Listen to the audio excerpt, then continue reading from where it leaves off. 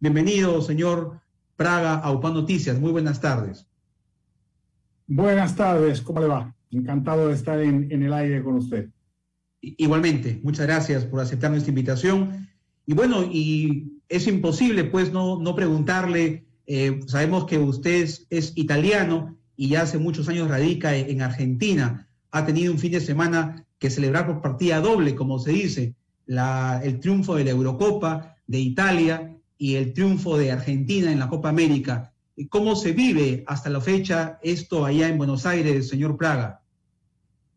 Bueno, la victoria de Argentina realmente ha producido acá una conmoción que no por esperar ha sido menos impactante desde varios puntos de vista. Por un lado, ha demostrado las ganas que tenía la gente de salir a la calle a festejar por algo, ¿no? Después de tanto tiempo de malas noticias secuenciales.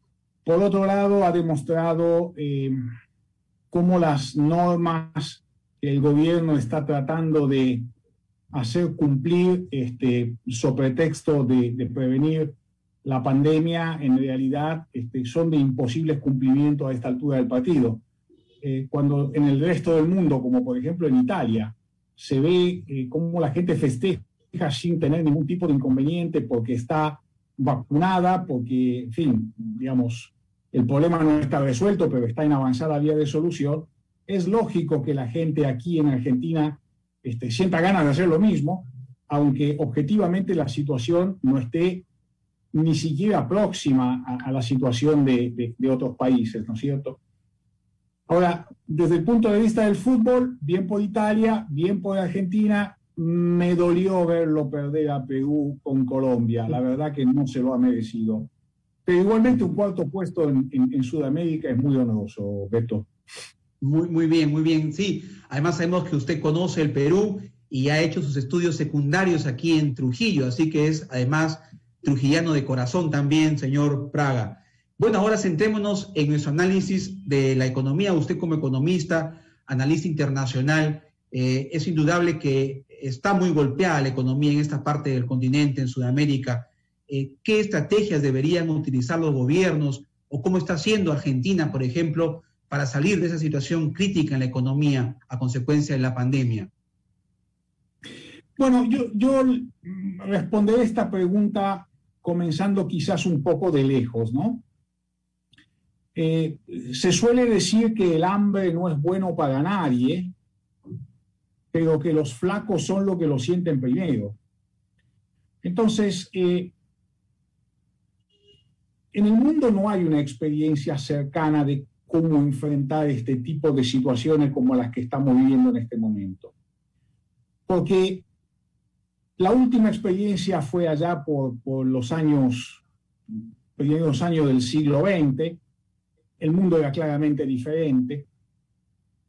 Y el mundo se ha encontrado de golpe con una situación extraña. Le era imposible seguir produciendo riqueza.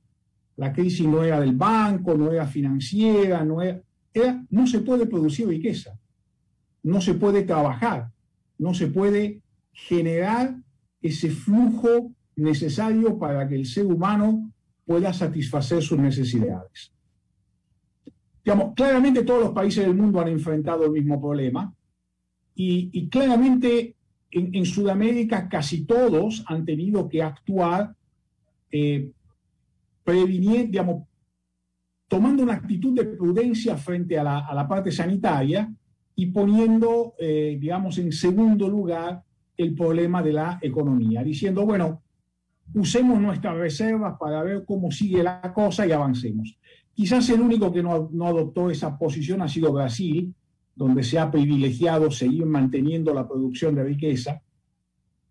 Pero en general en Sudamérica la respuesta ha sido, ahora metámosle la mano al chanchito, utilicemos los ahorros y veamos después cómo sigue la cosa. Claramente han habido tres tipos de países en esta situación. Los que tenían el chanchito con ahorros. Los que no tenían el chanchito con ahorros, pero que tenían buena letra y podían pedir prestado. Y los otros, los que no tenían ni crédito ni ahorro.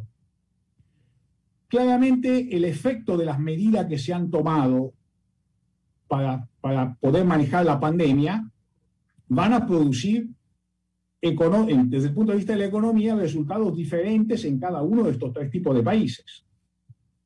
Los que tenían chanchito lleno, bueno, lo tendrán un poco menos lleno, pero continuarán, digamos, haciendo su vida.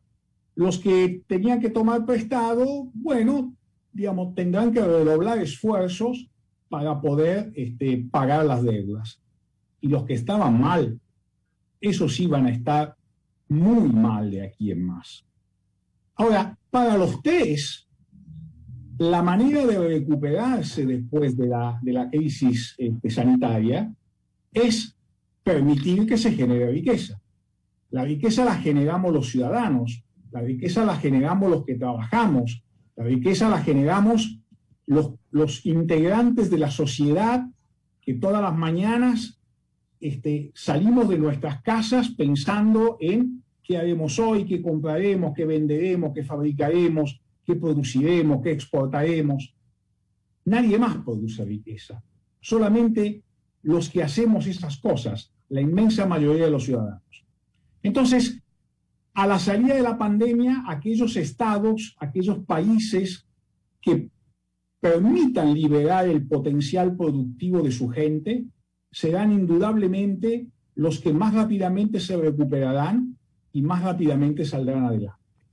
Aquellos que, por el contrario, crean en recetas mágicas que la historia económica se ha reiteradamente encargado de desmentir, pensando que la riqueza puede venir después del consumo, que podemos comer la torta antes de haber amasado harina, agua y huevos, bueno, esos van a tener la vida bastante más difícil después de la pandemia. Y probablemente, yo casi diría seguramente, veremos que los países que adoptan estas medidas han sido los que han entrado más flacos a la pandemia. Serán aquellos que antes de la pandemia ya creían en la magia en lugar que en la regla virtuosa del consumo, la producción, el ahorro, tal como cada uno de nosotros en su intimidad sabe que funciona la economía. Bien, ahora, desde su análisis, ¿cuál es la percepción que tienen ahí en Argentina de lo que está pasando en Perú, en la economía, y mucho más en estos tiempos en lo que hay mucha incertidumbre, pero que no sabemos hasta el momento quién va a gobernar el país?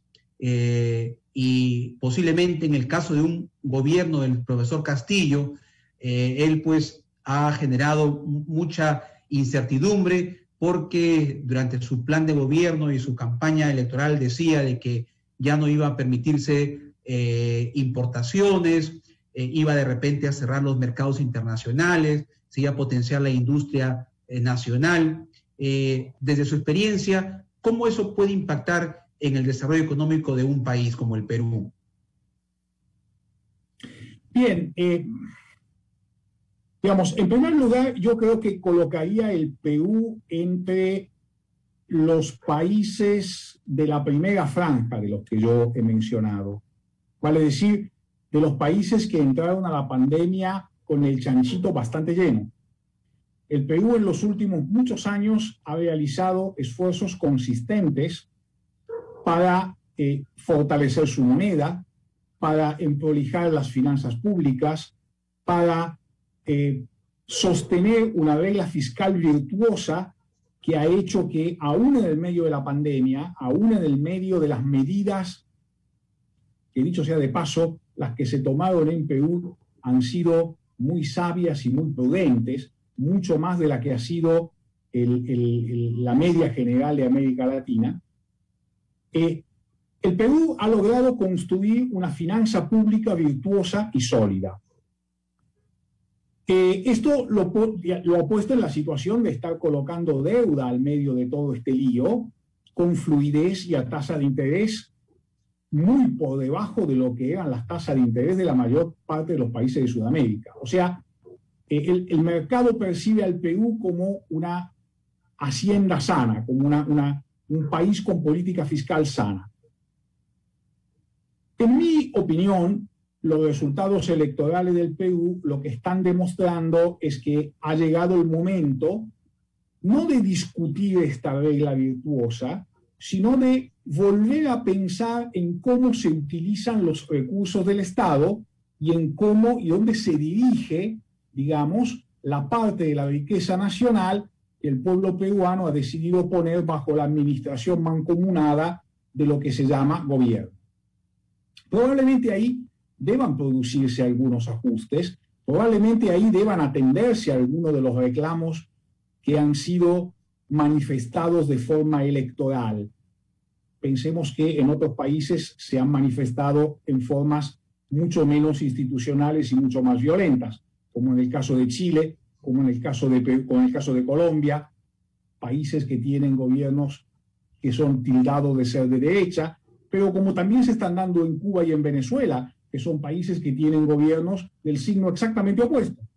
En Perú, la disconformidad se ha manifestado de forma electoral.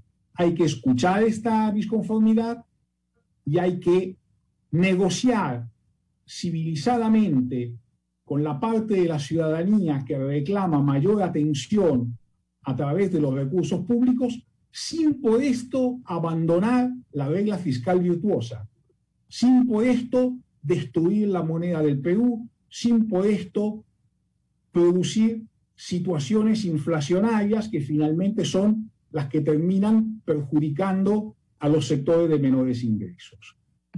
Ahora, en derecho, que no es mi especialidad, pero digamos, esto que voy a decir es conocido por todo el mundo, en el derecho se juzgan los actos, no las intenciones.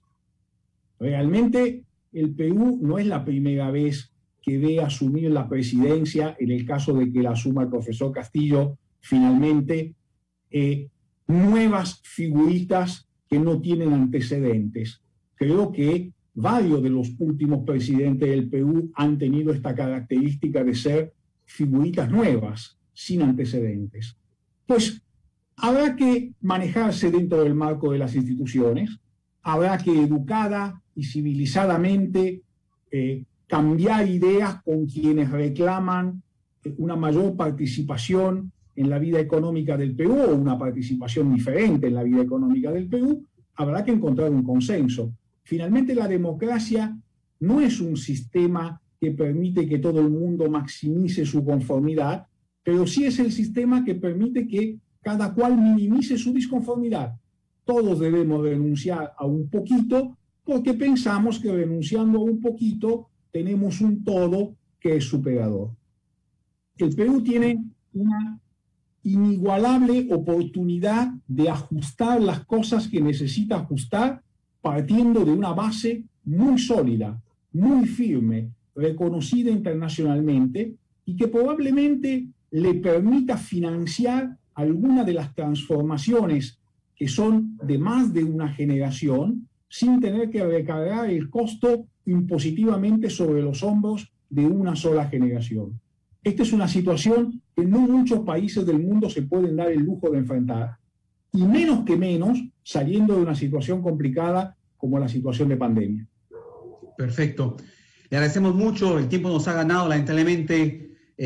Señor Máximo Praga, analista internacional desde Buenos Aires, Argentina, ya la oportunidad para seguir conversando de estos temas tan importantes como son la economía y el impacto a consecuencia de esta pandemia y la reactivación, que es también de suma importancia. Muy amable, señor Máximo Praga, hasta otra próxima oportunidad. Muy buenas tardes. Muchas gracias y muchos saludos. Adiós. Igualmente, buenas tardes. Vamos a ir a una pausa, 6 y 10 minutos. Venimos ya con la parte final de UPAO Noticias.